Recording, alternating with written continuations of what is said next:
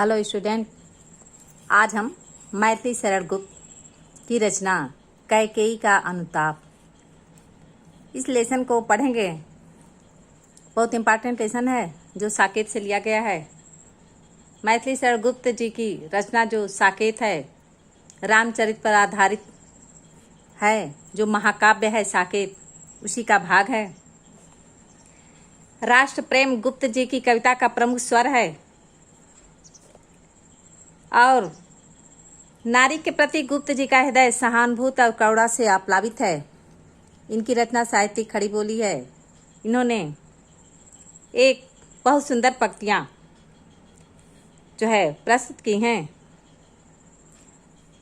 अबला जीवन हाय तुम्हारी यही कहानी, आंचल में है दूध और आंखों में पानी।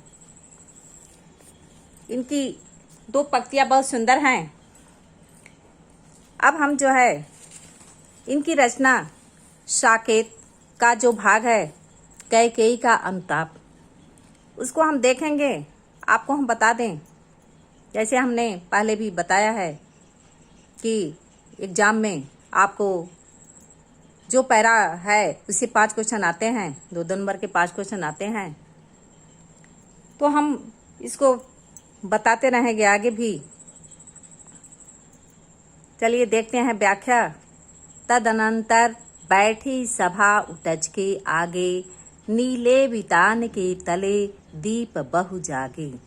टक टकी लगाए नयन सुरों के थे वे, परिणामोत्सुक उन भयातुरों के थे वे। इसमें कवि जो है इस पद्यांश में पंचवटी की प्राकृतिक छटा का कवि ने मनोहारी चित्रण किया है। प्रकृति के सौंदर्य का यह वर्णन उस क्षण का है जब यहाँ भरत सहित अयोध्या वासियों को श्री राम से भेंट करने के लिए रात्रि सभा का आयोजन किया जाता है और उसमें भरत के साथ अयोध्या वासी पंचवटी पहुँचते हैं। उसी समय का वर्णन है। तो कवि ने कहा है कि तदंतर बैठी सभा उटज के आगे। प्रस्तुत पद्यांश में कवि जो कहते हैं कि उस समय का आयोजन है, रात्रि सभा का आयोजन किया गया है। भरत सहित अयोध्यावासी पंचवटी जब पहुंचते हैं तो वहां पंचवटी पहुंचने के पश्चात रात्रि में श्री राम की कुटिया के सामने तदंतर बैठी सभा उटज के आगे, प्रभु श्री राम की कुटिया के सामने सभा बैठाई गई, जिसे देख ऐसा आभास हो रहा था कि मानो आकाश रूपी मंडप के नीचे बहुत से तारे, नीले वितान के तले दीप बहु जागे। ऐसा आभास हो रहा था कि मानो आकाश रूपी मंडप के नीचे बहुत से तारे रूपी दीपक जगमगा रहे हैं। यहाँ रूपक अलंकार हो गया, दीप बहु जागे। आकाश रूपी मंडप के नीचे बहुत से तारे रूपी दीपक जगमगा रहे हैं। टकटकी लगाए नयन सुरों के थे वे, परिणामोत्सुक उन भयातुरों के थे वे। कवि कहते हैं कि सभा में लिए जाने वाले जो महत्वपूर्ण निर्णय का परिणाम है, परिणामोत्सुक, सभा में लिए जाने वाले जो महत्वपूर्ण निर्णय का परिणाम है उसे जानने के लिए उत्सुक सभी देवतागण भी वहां एक टक टकटकी लगाए नयन सुरों के थे वे। देवतागण भी टकटकी लगाकर उस परिणाम को जानने के लिए उत्सुक थे, या देवतागण भी वहां एक टक नजरें गड़ाए हुए थे। सभी इस बात को लेकर भयातुरों के थे वे। सभी लोग इस बात को लेकर भयभीत थे कि कहीं भरत के आगमन का श्री राम कुछ और ही अर्थ निकालकर कोई ऐसा निर्णय न ले लें। सभी लोग यह भय से व्याकुल थे कि कहीं प्रभु श्री राम जो है भरत के आगमन का कुछ और अर्थ निकालकर कोई कठोर निर्णय न कर लें। उत्फुल्ल करौदी कुंज वायु रह रहकर करती थी सबको पुलक पूर्ण मह महकर। कवि कहते हैं कि वहाँ का जो प्राकृतिक सौंदर्य था वह बहुत अनुपम था। जो खिले हुए करौदे पुष्पों से भरे हुए जो बगीचे थे, उसमें रह रहकर आने वाली जो सुगंधित वायु है, जब चलती थी, आने वाली मंद शीतल व सुगंधित पवन वहाँ के लोगों को पुलक पूर्ण मह महकर, वहाँ के सभी लोगों को क्या करती थी? पुलकित कर रही थी। कहते हैं कि उत्फुल्ल करौदी कुंज वायु रह रहकर करती थी सबको पुलक पूर्ण मह महकर। कवि कहते हैं कि वहाँ का जो प्राकृतिक सौंदर्य अनुपम था और जो खिले हुए करौदे पुष्पों से भरे हुए बगीचों से रह रहकर आने वाली मंद शीतल व सुगंधित पवन वहाँ उपस्थित लोगों को पुलकित कर रही थी।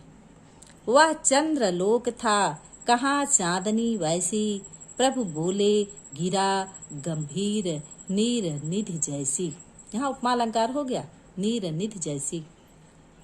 कब कहते हैं कि वहाँ ऐसी मनोहर चांदनी छिटक रही थी, वह चंद्रलोक था कहाँ चांदनी वैसी। वहाँ ऐसी मनोहर चांदनी छिटक रही थी जिसका अन्यत्र मिलना दुर्लभ था। कहाँ चांदनी वैसी, उसका अन्यत्र मिलना दुर्लभ है। वह सभा ऐसी प्रतीत हो रही थी, कैसी? चंद्रलोक सी। वह सभा जो है चंद्रलोक के समान, चंद्रलोक था, चंद्रलोक के समान प्रतीत हो रही थी। अलौकिक दृश्यों से परिपूर्ण उस शांत सभा में श्री राम ने प्रभु बोले गिरा गंभीर नीर निधि जैसी। उस शांत सभा में श्री राम ने सागर सदृश अति गंभीर स्वर में बोलना प्रारंभ किया, नीर निधि जैसी। यहाँ उपमा अलंकार हो गया। अब जो है इसमें जो है इस तरह से इसमें रेखांकित हमने एक एग्जाम्पल रखा है, रेखांकित कर दिया है। इससे जो है इसी जितना हमने व्याख्या समझाया आपको, इसी 5 क्वेश्चन आपको आएंगे। तो हमने बताया जैसे आपको एग्जाम में दिया रहेगा कि उपर्युक्त पद्यांश को पढ़कर निम्नलिखित प्रश्नों के उत्तर दीजिए। तो इस तरह से इसमें 5 क्वेश्चन हैं। 5 क्वेश्चन दिया है। प्रस्तुत पद्यांश के शीर्षक तथा कवि का नामोल्लेख कीजिए। पहला क्वेश्चन है शीर्षक और कवि का नाम बताना है आपको। इसके रचयिता कौन है? हमने ऊपर बताया है मैथिली शरण गुप्त। और शीर्षक कैकेयी का अनुताप। आपको लिखना होगा शीर्षक कैकेयी का अनुताप और कवि जो है मैथिली शरण गुप्त। आप इतना लिखने के बाद आपको 2 नंबर अंक मिल जाएंगे। फिर नेक्स्ट क्वेश्चन है रेखांकित अंश की व्याख्या कीजिए। रेखांकित अंश दिया है, उसकी आप व्याख्या करोगे। जैसे हमने बताया है कि वहाँ ऐसी मनोहर चांदनी छिटक रही थी जिसका अन्यत्र मिलना दुर्लभ। वह सभा चंद्रलोक के समान प्रतीत हो रही थी। अलौकिक दृश्यों से परिपूर्ण उस शांत सभा में श्री राम ने सागर के समान नीर निधि, समुद्र के समान, सागर के समान अत्यंत गंभीर स्वर में बोलना प्रारंभ किया। बोले गिरा, बोलना प्रारंभ किया। उसे प्रभु श्री राम ने सागर के समान अति गंभीर स्वर में बोलना प्रारंभ किया। ऐसे आपका क्वेश्चन का आंसर हो जाएगा। अब नेक्स्ट क्वेश्चन है प्रस्तुत पद्यांश किस प्रसंग से संबंधित है? तो प्रस्तुत पद्यांश किस प्रसंग से संबंधित है? हमने बताया है कि प्रस्तुत पद्यांश में पंचवटी की प्राकृतिक छटा का मनोहारी वर्णन किया गया है। प्रकृति के सौंदर्य का यह वर्णन उस क्षण का है जब यहाँ भरत के साथ अयोध्या वासियों को श्री राम से भेंट करने हेतु रात्रि सभा का आयोजन किया गया था। नेक्स्ट क्वेश्चन है उत्फुल्ल करौदी कुंज वायु रह रहकर। पंक्ति का आशय स्पष्ट कीजिए। उत्फुल्ल करौदी हमने बताया है, उत्फुल्ल करौदी कुंज वायु रह रहकर हमने बताया है कुतफुल करौंदी अर्थात खिले हुए जो करौदे हैं, पुष्पों से भरे हुए बगीचों से रह रह कर आने वाली जो मंद शीतल व सुगंधित पवन है, वहां उपस्थित लोगों को पुलकित कर रही है, लोगों के मन को पुलकित कर रही है, लोगों को प्रसन्न कर रही है। नेक्स्ट क्वेश्चन है, प्रस्तुत पंक्तियों के माध्यम से कवि द्वारा किस भाव की अभिव्यक्ति हुई है?